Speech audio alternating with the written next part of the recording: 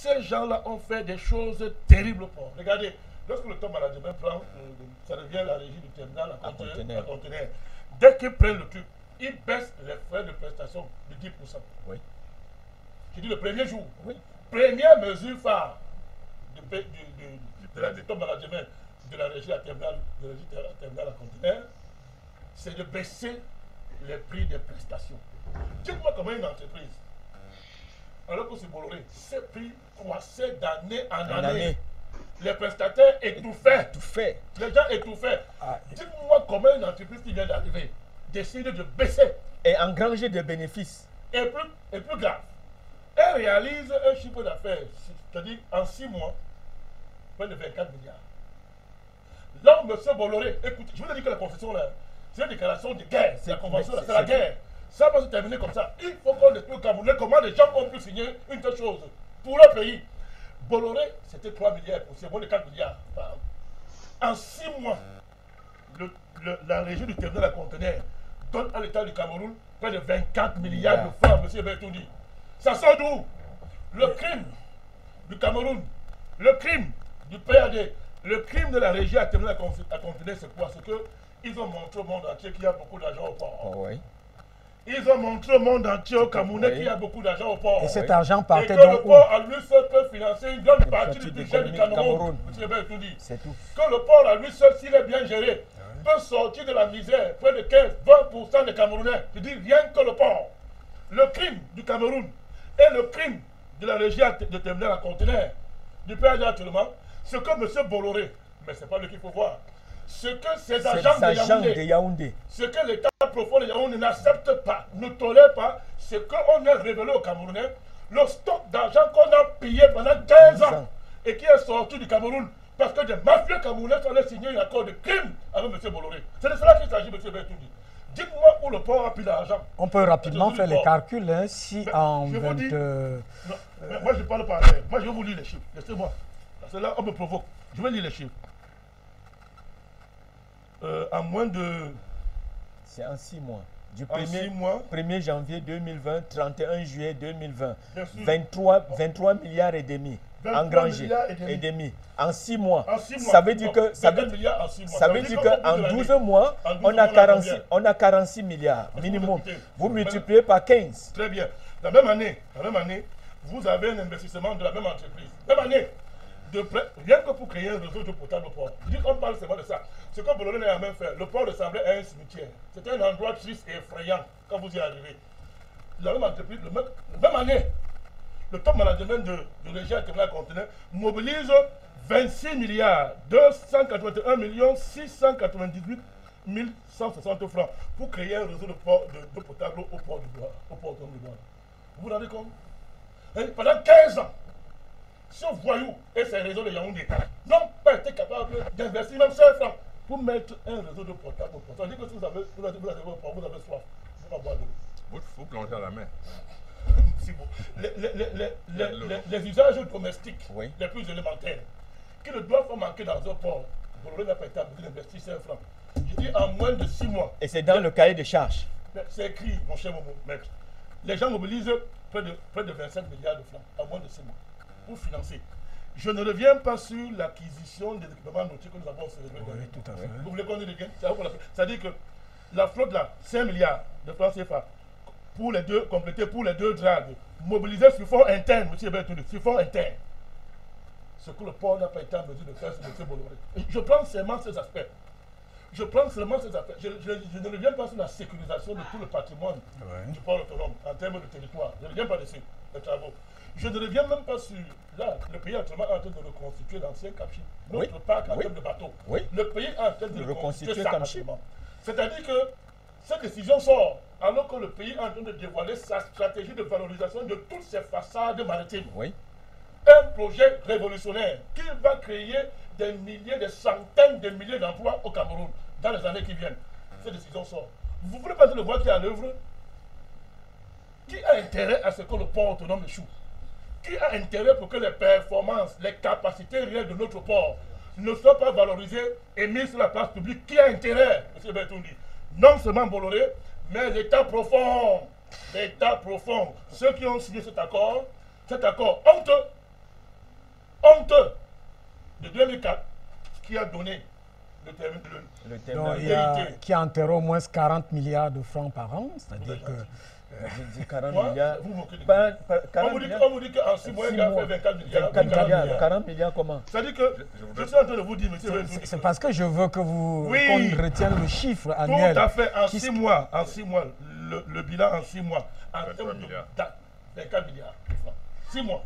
Donc, par 2, ça fait 48 milliards par an. Et il ne payait même pas ça. Il ne payait pas. Vous vous rendez compte? Oui. Donc, soustrayez, enlevez 4 milliards de 24, vous avez 20 milliards qui restent. 20 milliards. Donc, pendant 15 ans, rien qu'en termes... Non, puisque vous dites 6 mois, ça fait 24 multiplié par 2, ça fait 48. Tout à fait. Donc, vous enlevez 4 milliards. Oui. Ça fait 44. 44 milliards multiplié par 15. Vous avez 40 milliards chaque année. Ça, c'est le minimum. Ça, c'est le déclaré. Rien que pour l'aspect là, rien que je laisse de côté d'autres prestations. Tout à fait. Rien que ça. Imaginez pendant 15 ans ce qu'on nous a voulu. S'il vous plaît. Je dis, j'arrive. Je vous en prie. Si vous ne pas en conflit, vous allez parler. Quand vous parlez, je ne vous interromps pas. Ah, j'étais en train de dire que vous prenez seulement ça. Prenez seulement ça. Combien nous a volé? Je dis, prenez seulement ça. Laissez de côté tous les autres aspects du problème. Vous savez comment aujourd'hui en entreprise on valorise un capital? Allez demander. C'est-à-dire que quand une entreprise, allez imaginer seulement ce que Bolloré a pu faire sur des places financières partout, avec rien que le titre de PAD. Imaginez tous les montages, c'est un docteur en montage, mafieux. Les montages. C'est-à-dire qu'il crée de l'argent rien qu'en faisant des montages. Et en le faisant, il s'adosse sur quoi? Il s'adosse sur la viabilité financière de la poule aux œufs d'or. Allez compter tout ça. On nous a pillés avec la complicité et le parrainage de l'État profond. Merci. On va donner la parole, mais on accueille quelqu'un qui nous a rejoint là, puisqu'il n'a pas encore parlé. Lucien Ndomo, c'est le conseiller spécial du président directeur général. Je rappelle que la lettre, l'une des menaces faites par Bolloré et qui se terminait même avec cette injonction qui disait que sous réserve des poursuites judiciaires, nous sommes là, janvier 2020, nous sommes pratiquement en fin d'année, rien n'a été fait, puis la lettre a été mise sous un broyeur et les informations du courrier diplomatique et même du courrier confidentiel ont continué. Alors, bonjour Monsieur Lucien Ndomo. Bonjour Monsieur Hubert. C'est un plaisir pour moi d'être là. Et vous savez que je ne suis pas coutumier des plateaux. Je suis spécialement là pour réagir par rapport à cette lettre qui date du 14 janvier 2020. Et cette lettre s'adresse précisément au président directeur général d'Afrique Média. Mais avant que de répondre vivement donc, à cette lettre-là, j'aimerais d'abord adresser mes vives félicitations à mes companélistes par rapport à leur brillante intervention, leur brillante réaction concernant donc ce monsieur dont je ne vais pas citer le nom parce que cela ne vaut pas la peine. Et c'est toujours un sempiternel problème que d'évoquer le nom de ce monsieur via ses entreprises. En fait, Bolloré, pour ne pas le citer. Finalement, je le cite. Je dis donc bravo à mes copanélistes par rapport à leur réaction. Je pense que les téléspectateurs sont suffisamment édifiés ce matin. Beaucoup revendiquent et réclament l'émission. Je peux vous assurer de cela au Cameroun ou un peu partout à l'étranger. Tout à fait. Ceci étant, alors dans la foulée des réactions, je suis là pour dire ceci ce matin. Dire que Afrique Média ne transigera aucunement, mais alors aucunement, sur quelques épithètes que ce soit, venant donc de M. Bolloré, qui a adressé une lettre, n'est-ce pas, au président directeur général. C'est une lettre sous fond d'intimidation. Et cela est inacceptable. Parce que Afrique Média reste fidèle à sa ligne éditoriale, celle que vous connaissez. En tant que chaîne panafricaniste, elle a pour devoir de véhiculer les informations, de transmettre des informations autant que possible au peuple africain elle a pour mission d'informer au maximum les Africains sur comment fonctionnent leurs États.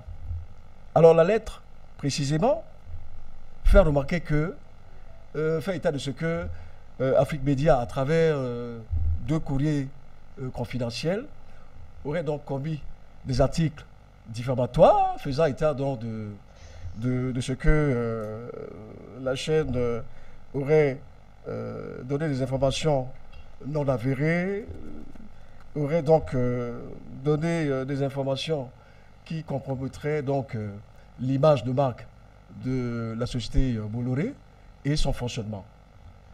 Je dis ceci ce matin. Chaque fois qu'Afrique Média a véhiculé une information, elle est avérée parce que nos sources coulent de sources. Nos sources sont fiables. Et il n'y a aucune raison de remettre en question ou alors de douter de nos sources. Alors, une fois que nous avons pris connaissance de cette lettre, le président directeur général a déchiré la lettre parce que c'est une connerie. Il a jeté à la poubelle. Et je tiens à vous faire une confidence. Il est même prêt à engager une procédure judiciaire contre ce monsieur qui pense être le tout-puissant de la terre. Je pense que les réactions de mes confrères, de mes copanélistes ce matin témoignent à suffisance du fond, j'allais dire diabolique, diabolico-satanique de ce monsieur. Alors je dis ce matin, pour me résumer, que Afrique Média ne transigera et ne perdra pas de vue ce qu'elle a d'essentiel, à savoir véhiculer des informations, transmettre des informations autant que nécessaire, n'est-ce pas, au peuple africain, sur comment fonctionnent les sociétés qui sont installées dans tous les pays africains. Et c'est d'ailleurs l'occasion pour moi ici de dire que il ne s'agit pas seulement de Bolloré. Toutes les multinationales installées au Cameroun, comme ailleurs dans d'autres pays africains, seront traquées chaque fois qu'elles se hasarderaient à ne pas respecter les accords, les conventions qui leur permettent donc d'évoluer sur le sol africain. Que cela cesse. Et je répète encore une fois de plus, le président directeur général n'a peur de rien, encore moins de ce Bolloré, qui doit purement et simplement partir de ce pays au regard de toutes les griefs qui ont été évoqués. Je vous remercie. Merci, Monsieur Lucien Ndomo. Je rappelle que vous êtes de formation philosophe. Vous êtes le conseiller spécial du président directeur général. J'ai saisi au vol comme ça ce qui a été qualifié de torchon. Je crois que c'est à Maître Momo et à Simon que je vais... Il y a quand même au fond de cette lettre, il y a un courage et certaines incohérences que des gens arrivent à mettre dans cette lettre-là. Il est dit que c'est le directeur du port autonome qui a décidé d'installer une régie au port autonome de Douala, alors que, je ne sais pas si vous avez ces décrets, je crois que le président Bandakani a ces décrets du président de la République qui réorganise le port. Et au fond de cette lettre, on voit le courage qu'a le groupe Bolloré de dire que c'est le directeur du port autonome qui a décidé d'installer cette régie. Et là, c'est même une mésinformation en principe. Lorsqu'ils parlent de diffamation, ces gens-là. Maître Momo. Je pense que ce sont des événements à évacuer d'un tour de main. Une chose est sûre, et vous comprenez avec moi que le fait qu'on ait nationalisé, parce qu'il faut utiliser le terme qui sied sur le plan économique, le fait qu'on ait nationalisé le terminal à conteneurs du port de Douala a créé une ire. Mais il faut le dire, Bolloré pleure le terminal à conteneurs du port de Douala. Il pleure, pourquoi? Parce que c'est un terminal qui dessert 4 pays. Tout le Cameroun, tout le Tchad, toute la République centrafricaine et une partie du Congo. C'est ça les enjeux. Voilà le véritable enjeu. Donc, ce que vous voyez, le port de Douala, c'est 4 ports. En réalité, le port de Douala que vous voyez, c'est 4 ports. Alors, et pourquoi ils ont cette ire? Ils procèdent par intimidation.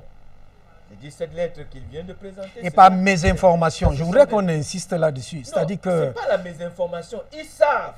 Il faut colorer la régie du terminal à conteneurs d'une autre forme pour la présenter comme la plus illégale et la plus illégitime possible. Ah, okay. C'est pour ça qu'ils taisent sciemment les décrets, des mesures qui ont été prises depuis Yaoundé. Donc, j'étais en train de dire que la haine qu'ils ont contre ce terminal à conteneurs, ça participe de ce que la régie aujourd'hui a arrêté les frasques.